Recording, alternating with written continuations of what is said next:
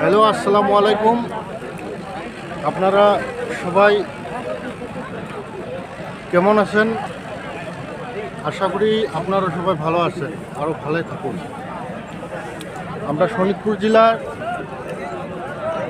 ঢেকিয়াজুলিতে ইজতেমা চলে আসে। আমরা 14 তারিখ এখানে এসেছি। এই ইজতেমার মধ্যে আজকে 16 তারিখ আখরি মুনাজাত হবে।